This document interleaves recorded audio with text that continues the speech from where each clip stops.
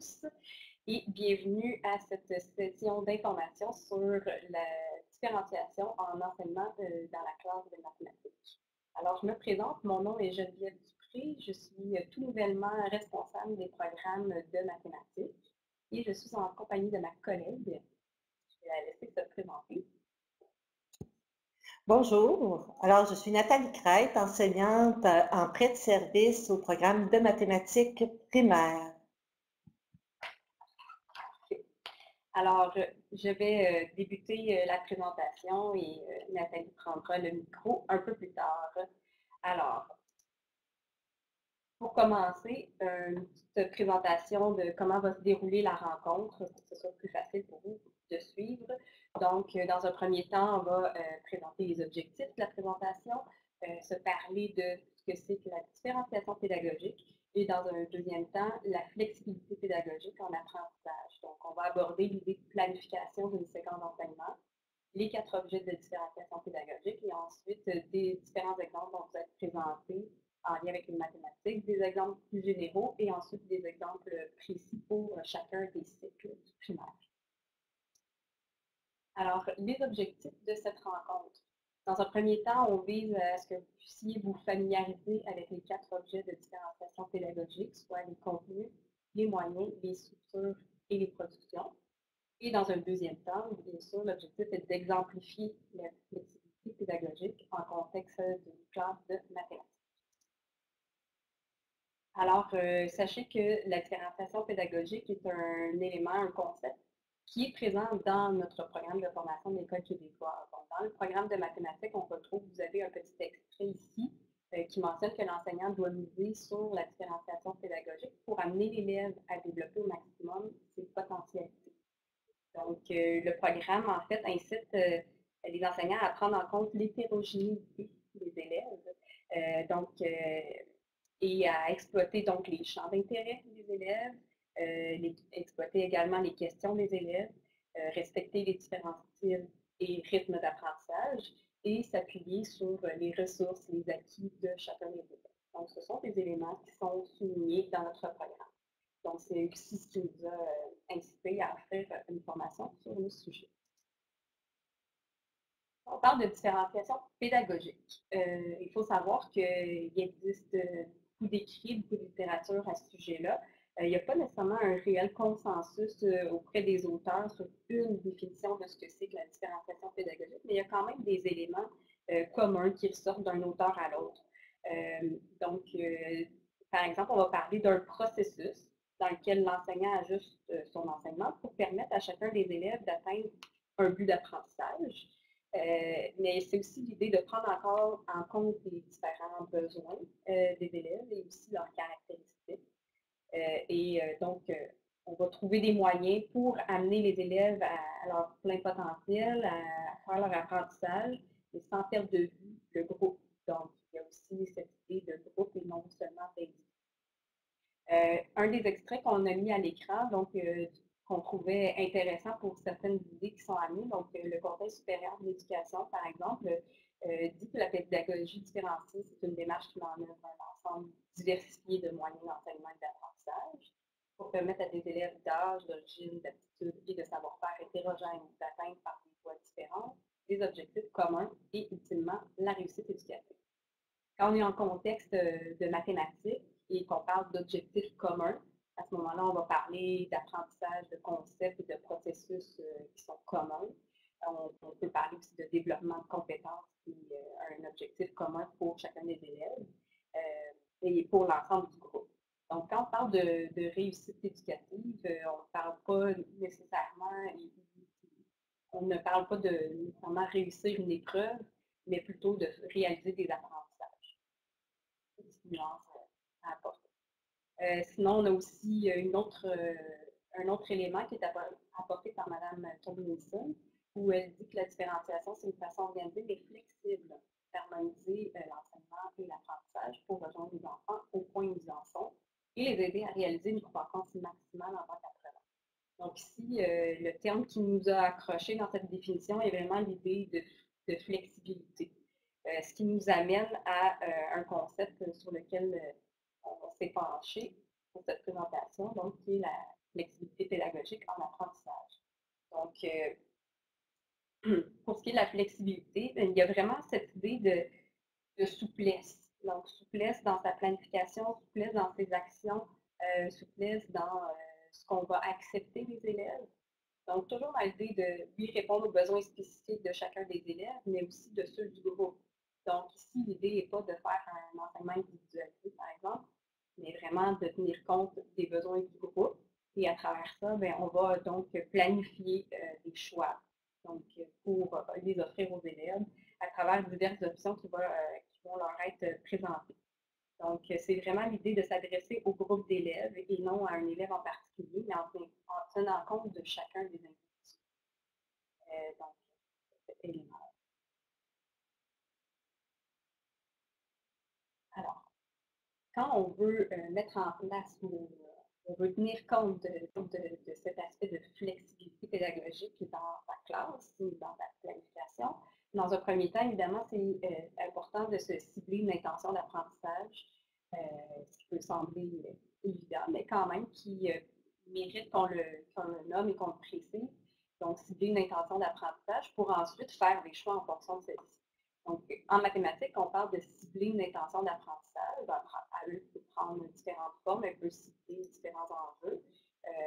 Donc, plus spécifiquement en maths, quand on parle d'une intention d'apprentissage, on peut parler de construire le sens des concepts des processus mathématiques. Par exemple, on pourrait dire que l'on souhaite, comme intention d'apprentissage, je cherche mes mots, de construire l'effet numérique de l'addition et des soustractions correspondantes, ou qu'on cherche à développer, à construire le sens des concepts et des processus reliés aux fractions.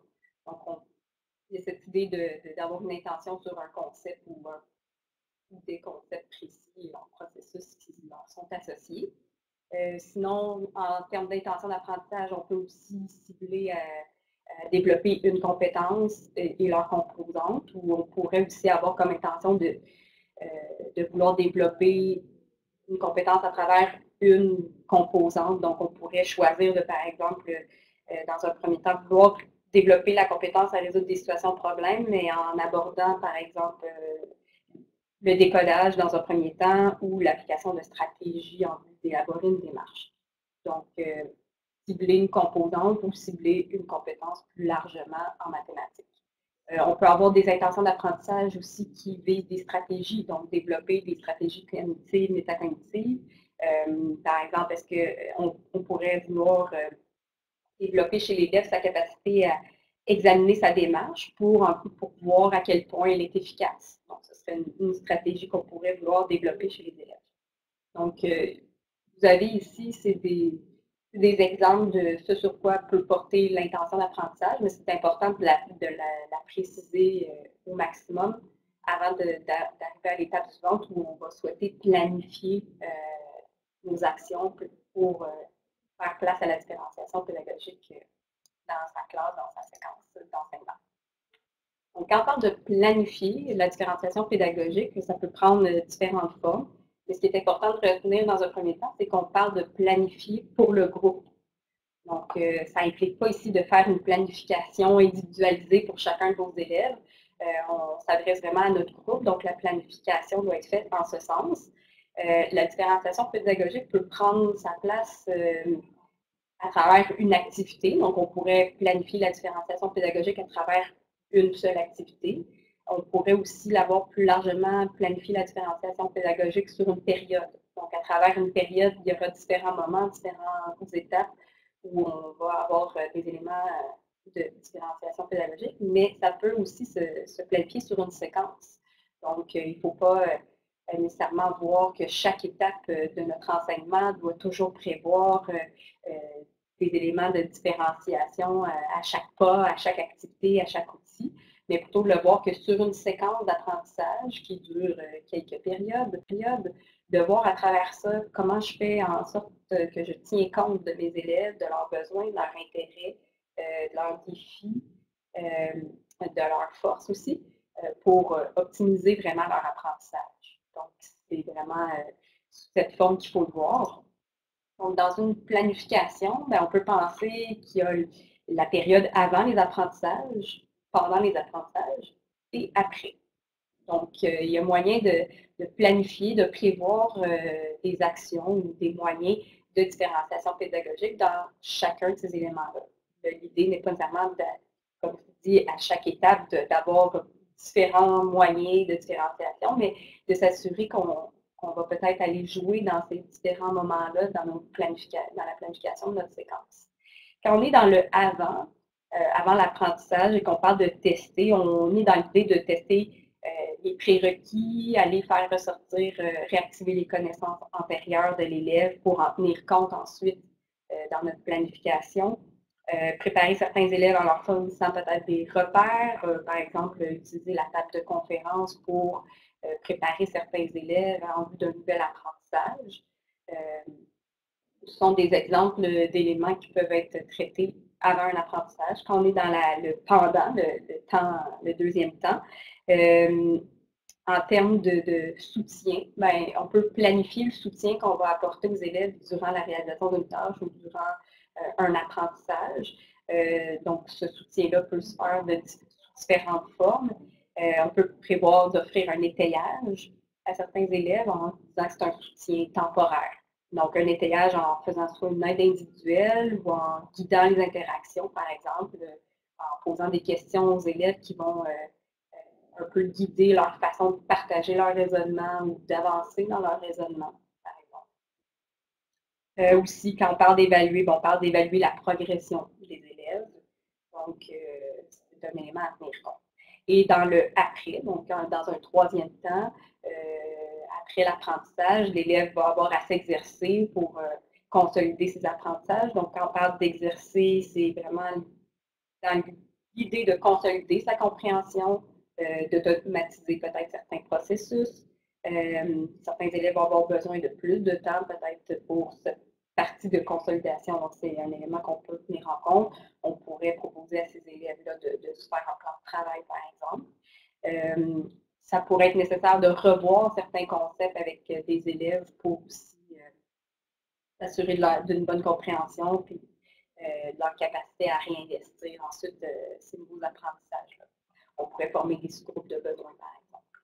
Donc, ce sont différents exemples de gestes qu'on peut, d'éléments auxquels on peut réfléchir dans notre planification d'une séquence d'enseignement. Comme je vous ai dit, ça peut se résumer à la planification d'une seule activité, d'une période ou d'une séquence sur plusieurs cours, plusieurs périodes. On est rendu aux 4 objets de différenciation pédagogique. En fait, dans la littérature, la plupart des auteurs ont regroupé les idées sous 4 thèmes ou 4 objets de différenciation pédagogique.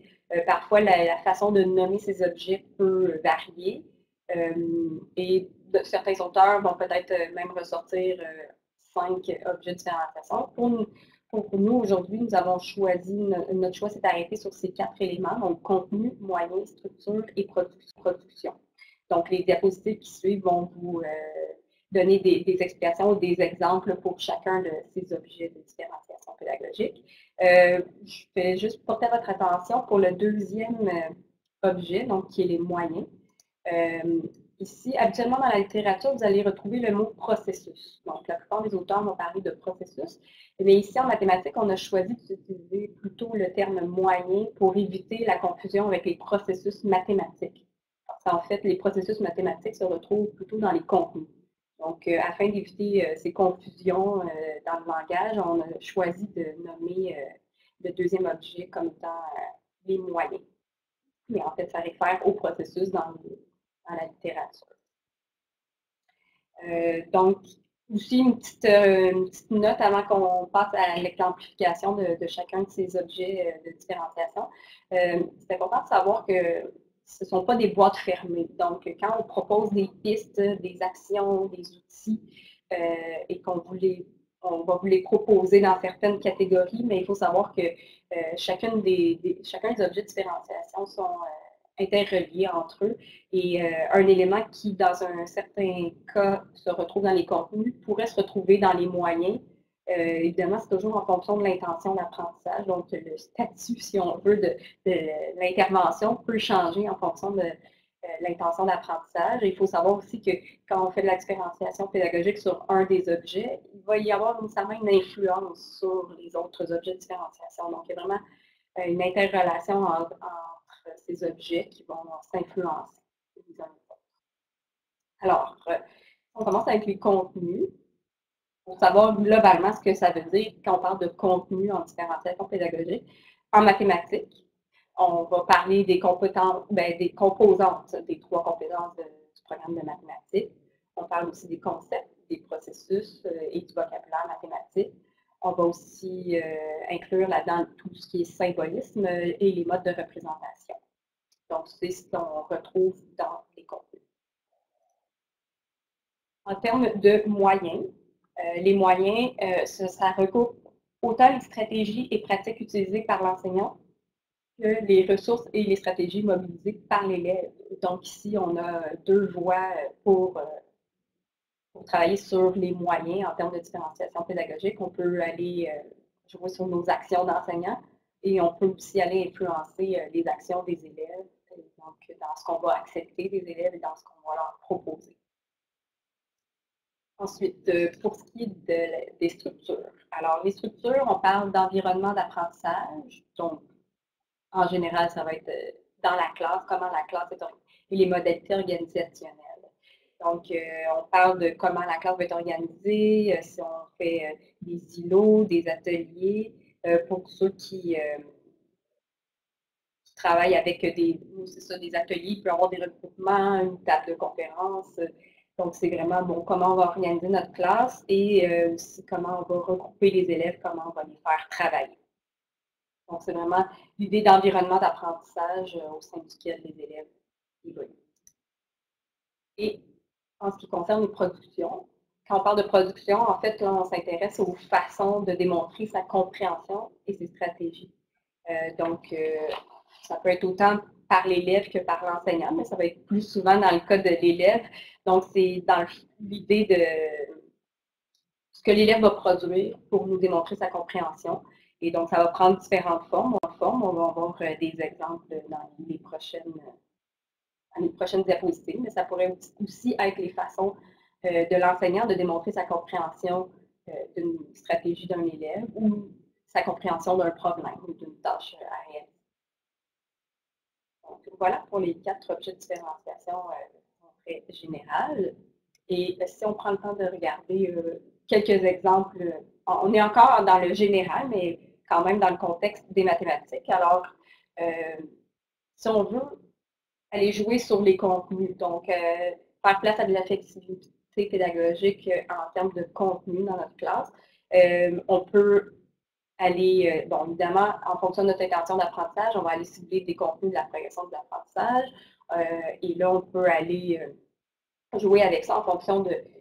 Souvent, il va y avoir plusieurs concepts, plusieurs processus qui peuvent être en lien avec notre intention d'apprentissage. Donc, d'aller les cibler et de voir peut-être dans quel ordre ils seront présentés. Est-ce que l'ensemble de ces contenus qui sont ciblés vont être présentés à tous les élèves? Peut-être qu'il y a certains élèves qui ont déjà certains apprentissages, certains acquis qui n'en ont pas besoin. Donc, d'aller jouer sur l'ensemble des contenus reliés à notre intention d'apprentissage.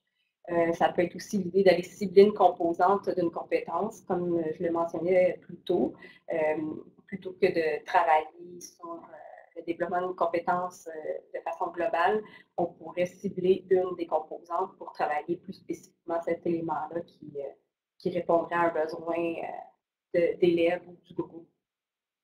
On peut aussi proposer donc un choix de problème. Ce choix de problème-là, le choix des problèmes peut être fait en fonction du contexte, donc selon les intérêts des élèves. Dans certains cas, ça pourrait être de simplifier les nombres qui se trouvent dans le problème en fonction de où se situe l'élève. Donc, est-ce qu'il est capable de travailler uniquement avec des nombres naturels inférieurs à 100 ou il peut aller un peu plus loin? Est-ce qu'on peut introduire des nombres décimaux dans notre problème? Donc, d'ajuster ces choix en fonction de où se situent les apprentissages des élèves. Pour des exemples quand même encore assez généraux, mais de comment on peut aller faire place à la flexibilité par rapport au contenu qu'on va travailler en classe.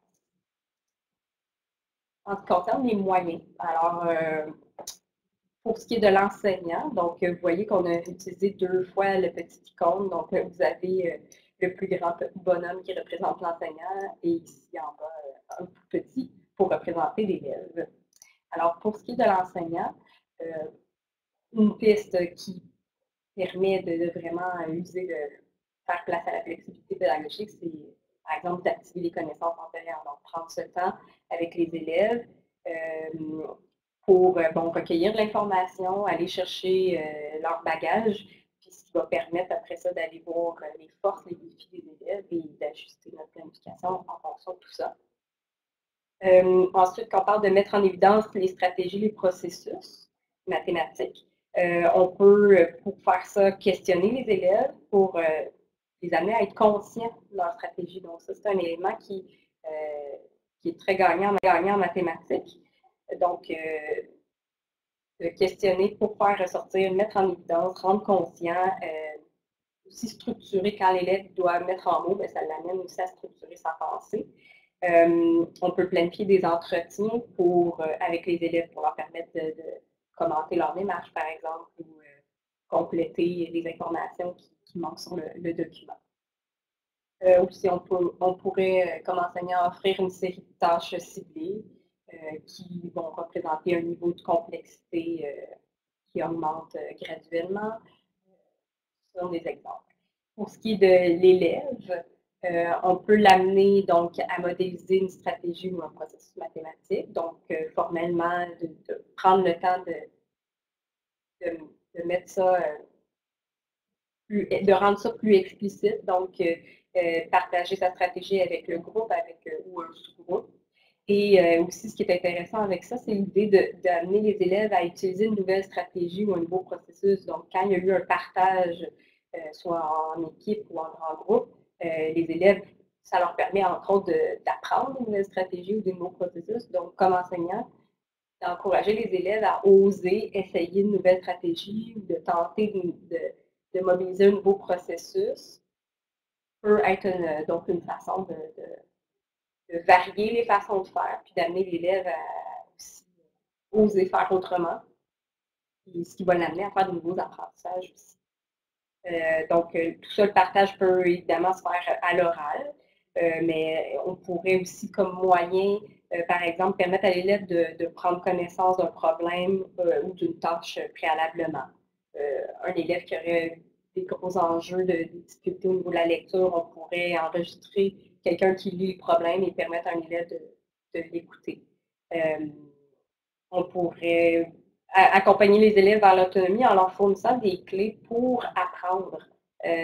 Donc, des clés qui peuvent prendre différentes formes, on en parlera plus tard. Et donc, on pourrait aussi planifier évidemment le retrait progressif de ces clés. Donc, oui, offrir des outils aux élèves pour des fois pallier à certaines difficultés, mais c'est important de planifier aussi le retrait de ces clés pour rendre l'élève plus autonome dans l'utilisation de ces nouveaux apprentissages.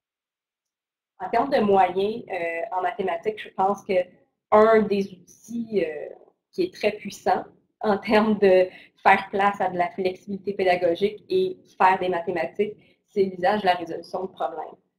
La résolution de problèmes, quand on l'utilise en termes de modalité d'apprentissage, donc une résolution de problème qui est utilisée comme un contexte pour apprendre, c'est vraiment le contexte idéal pour faire des mathématiques aux élèves et aussi faire toute la place à la flexibilité puisque la résolution de problème est un processus complexe où il n'y a pas de chemin unique. Donc, les élèves, dans leur réflexion, vont passer par différents chemins, par différents raisonnements et tout l'aspect de partage de stratégie autour de ça amène le fait que la résolution de problème en mathématiques permet vraiment de faire de la place à la flexibilité pédagogique sans nécessiter beaucoup de planification. Juste le fait de faire de la résolution de problèmes et de l'utiliser comme outil d'apprentissage fait en sorte qu'on permet toute cette souplesse qu'amène la flexibilité pédagogique. Aussi, Un autre moyen qui est très puissant en mathématiques et qui permet facilement de faire place à la flexibilité pédagogique, c'est tout ce qui recourt aux outils technologiques. Donc, les outils technologiques, quand on parle de logiciels, d'applications, ça peut prendre vraiment des formes très variées. Mais l'usage des technologies amène nécessairement, peut-être pas nécessairement, mais amène très souvent cette possibilité d'offrir des choix aux élèves et une plus grande souplesse, une plus grande marge de manœuvre à l'élève pour faire une tâche. Donc, je vous encourage fortement à faire appel aux outils technologiques et à la résolution de problèmes, ensemble ou séparément, mais je pense que c'est une façon assez simple de faire place à la différenciation, donc partir des besoins des élèves et puis faire place à leur potentiel sans être obligé de planifier et d'exiger des multitudes de tâches et d'étapes. Donc, voilà. En ce qui concerne les structures, donc j'ai un peu commencé à donner des exemples tout à l'heure, mais bon, on peut par exemple mettre en place certaines routines qui vont amener les élèves à développer une certaine autonomie et leur laisser de la place à l'intérieur de tout ça. Pour ceux qui. Donc, il y a des centres d'apprentissage, des ateliers qui peuvent être mis en place. Pour ceux qui connaissent les 5 au quotidien en français, il y a aussi le pendant en mathématiques où on retrouve souvent les 3 au quotidien. Donc, si c'est quelque chose que vous utilisez, ben, ou que vous souhaitez utiliser, ben, c'est vraiment une structure qui peut permettre une belle flexibilité pédagogique parce qu'il y a toute cette idée de choix d'atelier. Ensuite, à l'intérieur de l'atelier, il peut y avoir des choix de tâches et prendre en compte l'élève quand il est en table de conférence, par exemple. Donc, il y a beaucoup d'éléments dans cette structure-là qui amènent une belle flexibilité, une belle souplesse. Aussi, on peut parler par exemple, dans les routines, on pourrait parler de causerie mathématique. C'est une petite routine qui peut être installée et qui permet aussi cette idée de laisser place aux stratégies, aux processus personnels et dans les façons d'interagir, amène de place à l'élève. Ensuite, dans les modalités de travail qui concernent aussi les structures, ben là, on peut aller varier dans les modalités, donc travail seul, travail en équipe, travail en grand groupe, et on peut aussi varier. On a retenu 2 types de regroupements pour lesquels on pense. On a retenu 2 types de regroupements pour lesquels on pense qu'il y a place aux apprentissages et aussi à la différenciation pédagogique en même temps. Donc, quand on parle de diade, donc 2 élèves qui vont travailler ensemble, quand on vise un travail de collaboration, on va plutôt à ce moment-là former des diades homogènes, donc des élèves qui ont les mêmes besoins, le même niveau de connaissance en fonction de notre intention d'apprentissage, évidemment. Ici, on vise plutôt des diades qui vont être en format tutorat, donc un élève qui va venir en soutien à un autre. À ce moment-là, on va être dans des diades hétérogènes en fonction toujours de l'intention d'apprentissage. Quand on est dans des petits groupes, à ce moment-là, pour faire des apprentissages ciblés, on va former des petits groupes homogènes pour avoir des élèves qui ont encore une fois le même besoin d'apprentissage ou le même niveau. Et alors qu'en travail de coopération, on va plutôt viser des petits groupes hétérogènes pour varier le bagage de connaissances qui peut être apporté à l'équipe pour que chaque élève soit complémentaire dans le travail et dans les réflexions. Donc, c'est pour les structures. Et ensuite, on termine avec les productions. Donc, en termes de production, il y a l'idée de varier les façons dont l'élève peut démontrer sa compréhension et lui permettre de choisir des modes de représentation. Donc, quand on parle de façon de démontrer sa compréhension, bien, il y a l'idée que ça peut se faire à l'oral, à l'écrit, à la technologie, donc de varier cette façon-là. C'est sûr que quand on varie nos façons on varie les façons dont l'élève auxquelles il peut recourir pour démontrer sa compréhension, mais il faut évidemment planifier la façon dont on va continuer, consolider les traces. Donc, c'est sûr que quand c'est autrement qu'à l'écrit, il faut prévoir comme enseignant de garder des traces. Donc, peut-être ça peut être des grilles, des cahiers, Ça peut être un enregistrement vidéo ou audio de ce que l'élève partage. Ça pourrait être des photos de sa manipulation. Ça pourrait être un dessin. Donc, il faut juste penser comme enseignant, quand on permet à l'élève de choisir un mode de production, bien, il faut prévoir comment on va consolider aussi nos observations ou les traces de tout ça.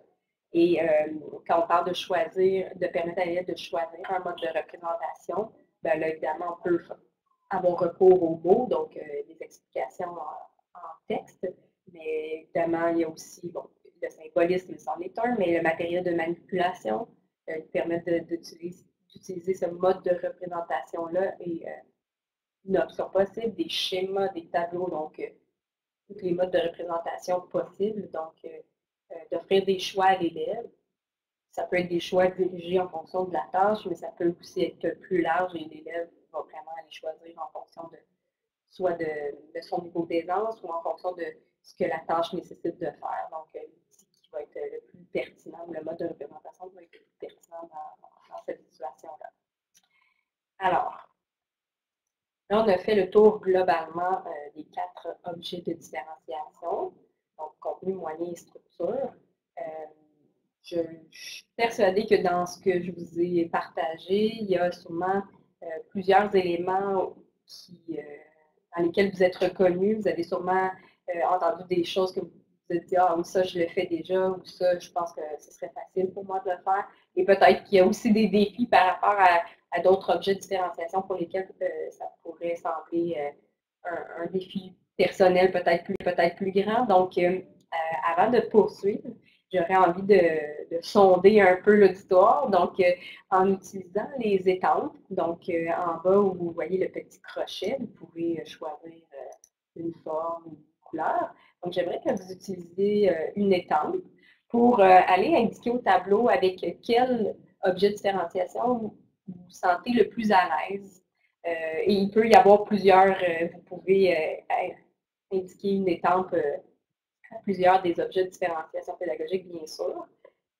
Donc, avec lesquels vous vous sentez le plus à l'aise, lesquels vous avez l'impression que vous faites déjà dans votre classe ou lesquels vous dites, ouais, demain matin, ça, il n'y a pas de problème, je serai à l'aise de mettre ça en place dans ma classe. C'est intéressant parce que je vois que ça semble pas nécessairement concentré à un seul endroit, donc c'est un peu de tout. Donc, comme je vous ai dit aussi au début, les 4 objets ne sont pas des boîtes fermées, donc il y a certains éléments sur lesquels vous jouez qui peuvent toucher sûrement à 2 ou 3 objets de différenciation en même temps. Donc, c'est intéressant de voir vos étampes et de voir le portrait. On voit que c'est assez réparti presque équitablement pour chacun des objets différents. Merci beaucoup. Alors, moi, je vais vous présenter des exemples de flexibilité pédagogique en mathématiques, assurément, selon une intention d'apprentissage pour chacun des cycles du primaire. Comme on l'a constaté avec les petites étampes, vous êtes à l'aise avec plusieurs des objets de différenciation. Donc, au cours de ma présentation, je vous invite à partager si vous avez d'autres idées, parce que là, moi, je vais vous proposer quelques actions, mais il y en a une panoplie. Alors, dans le clavardage, je vous invite, par rapport à l'intention que je vais présenter, si vous avez des idées à partager avec le groupe, n'hésitez pas à le faire. C'est ce qui va rendre cette présentation encore plus riche. Donc, comme je l'ai dit, je vais présenter des exemples en flexibilité pédagogique par rapport à des intentions d'apprentissage ciblées en lien avec les cycles. Maintenant, ces actions que je vais vous présenter sont transférables aussi à d'autres intentions d'apprentissage ou à d'autres cycles. Alors, malgré que vous enseignez au 2e cycle du primaire, peut-être que vous pourrez aller chercher quelques idées dans l'activité que je vais vous présenter par rapport au 1er cycle du primaire. Je dois vous aviser aussi que les 4 objets de différenciation ne seront pas abordés à tous les cycles. Hein, comme Geneviève le disait tout à l'heure, l'idée, c'est d'avoir une multitude d'actions possibles que l'on peut faire et de varier au niveau là, des objets de différenciation. Donc, moi, je ne vous présenterai pas tous les objets à chaque cycle. Et je vous invite à en ajouter dans le clavardage. Alors, pour le premier cycle, l'intention d'apprentissage est une intention ciblée de la progression des apprentissages, soit celle qui est de construire les faits numériques de l'addition et les soustractions correspondantes. Aussi, j'aimerais ajouter qu'à cette intention d'apprentissage, j'aimerais ajouter celle qui est de développer diverses stratégies favorisant la maîtrise des faits numériques. Alors, on va jongler entre ces deux intentions d'apprentissage au cours de la présentation des actions pour le premier cycle. Alors, par rapport à la construction, je ne répéterai pas toujours l'idée de développer des stratégies. Par rapport à la construction des faits numériques de l'addition et de la soustraction, comme Geneviève l'a mentionné tout à l'heure, dans les contenus, on constate qu'il y a les modes de représentation. Alors, pour cette intention-ci, les modes de représentation qui vont être utilisés, ça pourrait être des dessins, ça pourrait être du matériel de manipulation, et ici, on en a nommé quelques-uns, soit des jetons, des cubes, une bande de nombres, des grilles de nombres. Par rapport au choix des problèmes, on va proposer des problèmes qui tiennent compte des champs d'intérêt des élèves. On sait que les animaux, c'est un sujet qui intéresse vraiment les élèves, les sports. Proposer des problèmes dans lesquels on utilise les prénoms des élèves de la classe suscite l'intérêt. Geneviève l'a mentionné tout à l'heure, utiliser la résolution de problèmes comme une modalité pédagogique est un moyen puissant quand on l'utilise en apprentissage. Alors, toujours ayant en tête que dans ces exemples, dans ce que je vous présente, on sent qu'il y a un problème ça part d'un problème. Alors, par rapport aux moyens, l'enseignant va encourager les élèves à partager les processus et les stratégies qu'il utilise lors de la résolution du problème. Comme par exemple, un élève pourrait exprimer qu'il a pris 2 jetons, qu'il en a ajouté 2, puis qu'il a compté tous les jetons pour découvrir qu'il y en avait 4 au total. Hein, il va partager son processus avec les autres élèves. Alors qu'un autre élève pourrait partager une stratégie, pourrait dire, ben moi j'ai utilisé les doubles parce que je sais que 2 plus 2, ça égale à 4. L'enseignant va aider les élèves à verbaliser dans le cas où ils auraient besoin d'aide. Il peut offrir aussi un étayage. Par exemple, en questionnant les élèves pour les aider à partager leur stratégie ou leur processus. Je vous rappelle que l'étayage, c'est un soutien temporaire qui permet à l'élève de réaliser une tâche qu'il ne pourrait faire autrement. Il a besoin de ce soutien temporaire. L'enseignant va aussi animer les échanges lors du partage de processus et de stratégies.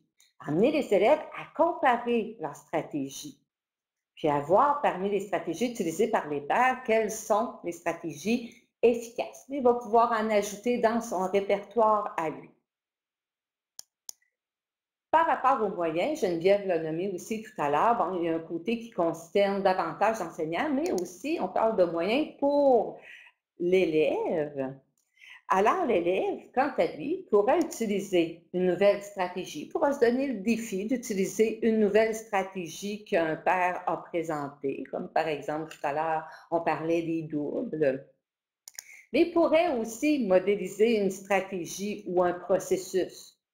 Il pourrait modéliser à un père ou encore devant la classe. Par exemple, il pourrait, lui, découvrir que pour résoudre un problème, il va diminuer la grandeur des nombres dans un premier temps, les nombres du problème pour y arriver. Par la suite, il comprend ce qu'il a à faire, il peut utiliser les nombres réels du problème.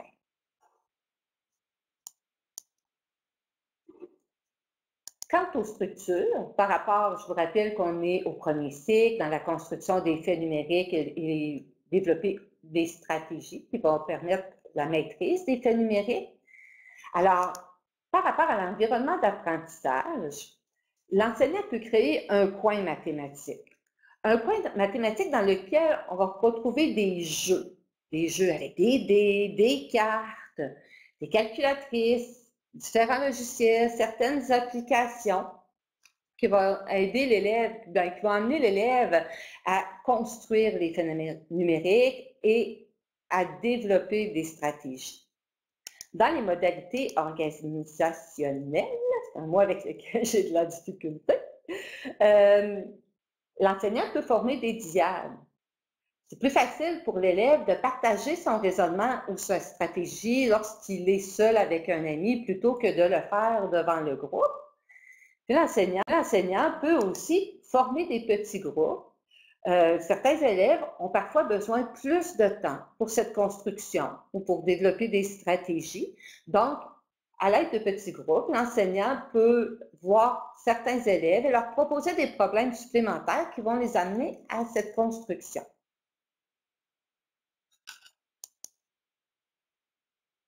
Alors ici, on a deux exemples possibles de production d'élèves.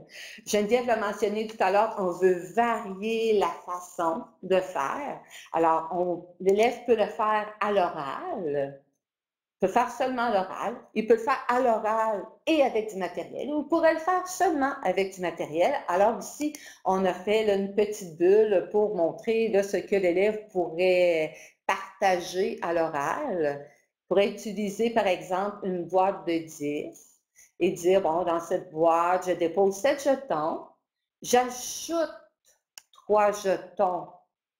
Je constate alors que 10 est 3 de plus que 7. Une autre élève pourrait utiliser une bande de nombres pour résoudre un problème dans lequel les nombres 3 et 7 sont en jeu.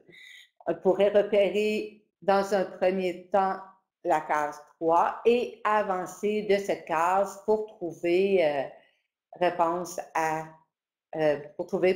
solution au problème. Maintenant, je vais vous présenter une intention d'apprentissage au sujet du deuxième cycle du primaire. Alors, on parle de construire le sens des concepts et des processus relatifs aux fractions. Comme je vous disais tout à l'heure, les actions présentées peuvent être transférées pour d'autres concepts, d'autres cycles. Alors, par rapport à la construction du sens et des concepts, la construction du sens, des concepts et des processus relatifs aux fractions, il y a plusieurs éléments de la progression des apprentissages. Maintenant, ici, on en a sélectionné 3. Alors, on parle de représenter une fraction de différentes façons à partir d'un tout ou d'une collection, de distinguer le rôle du numérateur de celui du dénominateur, de vérifier l'équivalence de 2 fractions. Alors, vous allez voir dans les diapositives suivantes, ces 3 éléments de la progression des apprentissages qui vont ressortir davantage. Alors, c'est le contenu qui est ciblé. Alors, on va proposer du matériel varié, du matériel qui va permettre de travailler à partir des différents modèles que l'on peut proposer. Alors, on parle de modèles de surface, de longueur, des modèles de collection. Alors, dans le matériel proposé, on va proposer des blocs mosaïques, des géoplans, qui sont des modèles de surface, des réglettes cuisonnières qu'on associe au modèle de longueur et diverses collections. On peut proposer aussi aux élèves des problèmes ouverts. Par exemple, on vous fera une démonstration tout à l'heure à la diapositive des productions. Le problème ouvert étant représente 2 fractions équivalentes. Alors, ça permet à l'élève de représenter des fractions avec lesquelles il est à l'aise.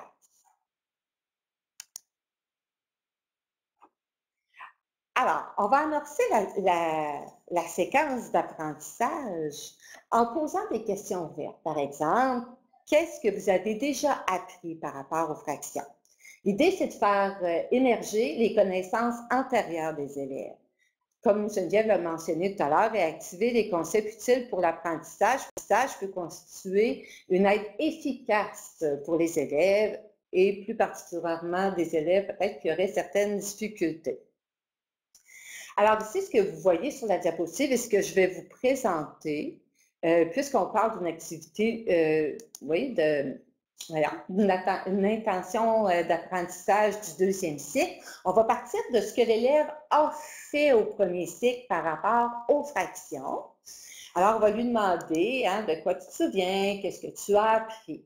Maintenant, ce que nous, on a placé sur cette diapositive, c'est peut-être pas ce que les élèves diraient, on vous propose quelque chose, mais dans la classe, puisqu'on construit avec les élèves, ça pourrait être autre chose là, qui apparaîtrait. L'enseignant peut aussi construire là, ce réseau de concepts à l'aide du TBI. Alors, par rapport aux connaissances antérieures, alors l'élève dirait, ben moi au premier cycle, je me souviens qu'on a partagé à part égale à partir d'un tout ou à partir d'une collection des objets de la classe. Ça pourrait être une collation, ça pourrait être, bon ici on a des crayons sous les yeux, ça pourrait être tout objet là, disponible dans la classe qu'on va partager à part égale. Il a appris aussi à nommer, à reconnaître, représenter aussi la fraction une demi, un tiers et un quart. Il a fait des activités où il a plié des bandes de papier ou il a découpé des bandes de papier pour se représenter, comprendre la fraction. Alors, on parle de ce qu'il connaît, c'est ce que l'élève ce dont il nous informe, ce qu'il a appris en lien avec la fraction. À cela vient se greffer les éléments du deuxième cycle. Alors, vous voyez, on reconnaît ce que je vous ai présenté tout à l'heure et aussi ceux qui ont assisté à nos formations sur l'arithmétique au primaire, là, vous reconnaissez assurément là, quelques dessins présents sur cette diapositive. Alors, on va venir ajouter des apprentissages qui se font afin de construire le sens des concepts. Alors, on part toujours de ce qu'on connaît, puis on vient y ajouter. Alors, par rapport aux parties équivalentes, il va voir aussi qu'il y a aussi des parties isométriques. Il va distinguer le rôle du numérateur. Il va découvrir que le numérateur, c'est le nombre de parties considérées dans la fraction. Il va distinguer le rôle du dénominateur. Le dénominateur, lui, va lui dire en combien de parties équivalentes le tout a été divisé. Et là, ici, on vient ajouter les fractions équivalentes qui se construisent dès le deuxième cycle du primaire. Ici, je ne vous présente pas l'ordre dans lequel devraient se faire ces apprentissages. L'idée, c'est vraiment de partir des connaissances antérieures et de venir construire à partir de ces connaissances. Comme je vous disais tout à l'heure, on peut aussi proposer des problèmes ouverts aux élèves. Alors, le problème qu'on leur a proposé ici, on a demandé à l'élève de représenter deux fractions équivalentes. Alors, l'élève a utilisé le matériel de son choix pour représenter des fractions avec lesquelles il est à l'aise. Alors ici, il a utilisé des jeux au plan pour représenter l'équivalence entre une demi et deux quarts. Il a utilisé des jetons, modèles de collection, pour représenter l'équivalence entre un cinquième et deux dixièmes. Des blocs mosaïques vont lui permettre de représenter l'équivalence entre un tiers et deux sixièmes. Et les réglettes cuisonnaires qui vont lui permettre de représenter l'équivalence entre deux huitièmes et un quart. Les productions vont permettre à l'enseignant de donner une rétroaction immédiate à l'élève dans le cas où l'élève n'aurait pas une belle représentation, une bonne représentation d'une fraction ou de l'équivalence, il pourrait intervenir tout de suite. L'analyse aussi des productions des élèves permet à l'enseignant de recueillir de l'information sur chacun de ses élèves, mais aussi sur son groupe. Ça va lui permettre par la suite de voir ce qu'il va enseigner et aussi de prévoir de petits groupes pour soutenir au niveau d'un apprentissage ciblé. Au troisième cycle du primaire, ce qu'on a choisi de vous présenter, l'intention d'apprentissage qu'on a choisi de vous présenter, est de développer la compétence résoudre une situation ou problème à travers ses composants. Et comme cette compétence est à développer à tous les cycles, assurément, ce qui est mentionné, on peut l'ajuster pour qu'il soit transférable à votre cycle si vous n'enseignez pas au troisième cycle du primaire. Alors, on va cibler une composante précise de cette compétence. Dans notre exemple, on a décidé de cibler la compétence décoder des éléments de la situation problème. Par rapport à cette composante, l'élève va être amené à développer des stratégies de compréhension. Quelles sont ces stratégies de compréhension? Il pourrait reformuler dans ses propres mots. Il pourrait partager de quelle façon il s'y prend pour trouver des données pertinentes. Là, je vais trop vite parce que tout à l'heure, on va parler de partage de stratégie. Bon, j'en aurai un petit bout de fait. Alors, différentes stratégies qu'il va développer par rapport à la compréhension. Pour amorcer la situation problème et susciter l'intérêt des élèves, l'enseignant pourrait utiliser un objet, une photo, une capsule vidéo. Dans le choix des problèmes, on en a parlé tout à l'heure lorsqu'on a présenté l'intention d'apprentissage du premier cycle, sauf que l'enseignant peut voir le champ d'intérêt de ses élèves. Il peut présenter aussi des problèmes dans lesquels il y a des modes de représentation. Hein, on essaie de varier ces modes de représentation. Alors là, on peut parler de diagrammes qui peuvent être présents dans la situation, des tableaux, des schémas, des expressions numériques. Tous ces modes de représentation vont permettre à l'élève de se faire une compréhension de la situation.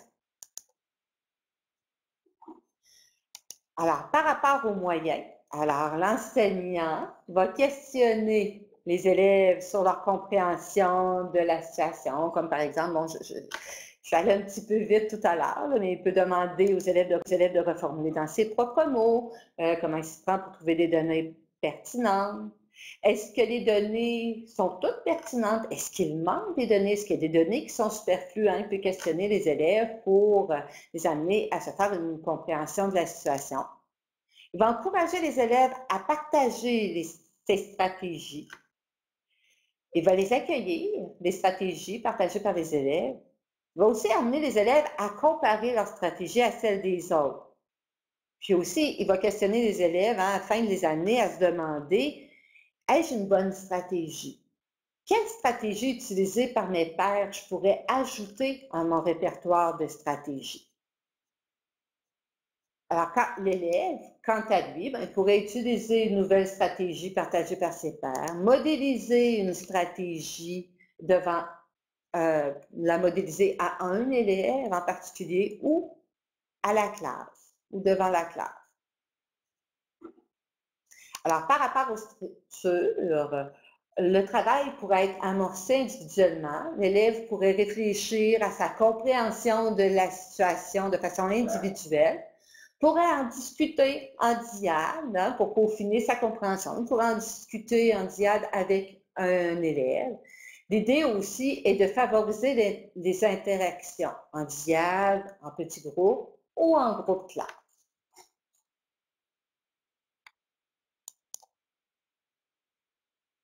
Alors, la présentation tire à sa fin. Je vous demande, à l'aide de l'outil de texte, d'écrire un mot, une phrase pour votre coup de cœur. Vous pouvez aussi ajouter une étampe, si vous voulez. Si quelqu'un a écrit votre coup de cœur, vous pouvez qu'ajouter une étampe à ce coup de cœur.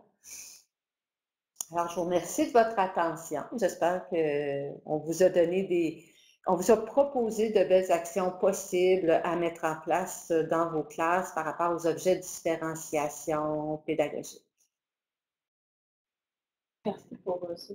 Il y aurait place à développer chacune de ces idées-là, mais c'est en façon très brève. On voulait ça assez court dans le temps, donc c'est sûr il y aurait place à développer chacune de ces idées-là, mais on pense que ça pourra vous alimenter dans des choix et dans votre planification pour la fin de l'année, mais surtout peut-être pour l'année prochaine. Alors, je pense que tout le monde a terminé de noter des idées. Donc, juste pour conclure, on avait choisi deux dernières citations pour terminer parce qu'en fait, ces citations-là amenaient des idées qui n'ont pas nécessairement été abordées explicitement pendant la rencontre. Par exemple, Rob Schooner qui parle de la différenciation pédagogique parce qu'elle prend en compte que les élèves n'ont pas toutes et tous les mêmes goûts, les mêmes besoins, les mêmes acquis, et de nature à agir positivement sur l'engagement et la persévérance des élèves. Donc, cet élément-là d'engagement, de persévérance, on y croit beaucoup et on pense que de favoriser la différenciation pédagogique, d'y faire une place et de la planifier peut avoir un effet vraiment bénéfique sur l'engagement des élèves, notamment sur leur persévérance et sur leur sentiment d'efficacité personnelle aussi face aux mathématiques. Et en complément, la citation plus bas dans le livre de Saint-Laurent, elle cite Palacio qui considère que des portes d'entrée de la différenciation de l'enseignement de la mathématique est de rejoindre les élèves sur le plan affectif et les amener à être fiers de leurs connaissances. Donc, tout cet aspect de reconnaître leurs connaissances, reconnaître leur bagage, le valoriser, va avoir un gros effet sur le plan affectif et nécessairement sur la vision qu'ont les élèves des mathématiques et leurs sentiments face aux tâches qui leur sont proposées. Donc, pour terminer, quelques références. Donc, je soulignais qu'il y a différentes publications du ministère de l'Éducation et de l'Enseignement supérieur qui font référence à soit la différenciation pédagogique ou la flexibilité pédagogique. Par exemple, dans le premier document, qui est un document d'information, précision sur la flexibilité pédagogique, les mesures d'adaptation et les modifications pour les élèves ayant des difficultés, des besoins particuliers, pardon. Vous avez les liens également dans le document. Vous avez donc des indications sur les mesures d'adaptation permises lors des épreuves ministérielles. Ça, c'est un enjeu plus spécifique à l'évaluation.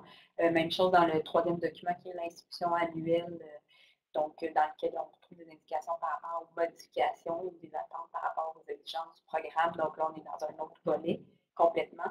Et on a aussi la politique de la réussite éducative qui nous amène l'idée que la réussite éducative signifie prendre en considération les multiples réalités. Donc, il y a ces documents que vous pouvez consulter. Et également, à la toute fin, vous retrouvez une bibliographie et une webographie, donc quelques références que nous avons utilisées pour préparer cette présentation que vous retrouvez ici et auxquelles vous avez accès. Donc, encore une fois, nous vous remercions de votre présence en cette fin de journée et cette fin d'année scolaire. N'hésitez pas si vous avez des questions, commentaires, comme je vous disais, à nous écrire à l'adresse FJJ-Math. C'est une adresse donc à laquelle l'équipe des programmes a accès. Donc, n'hésitez pas à nous écrire de ce côté-là.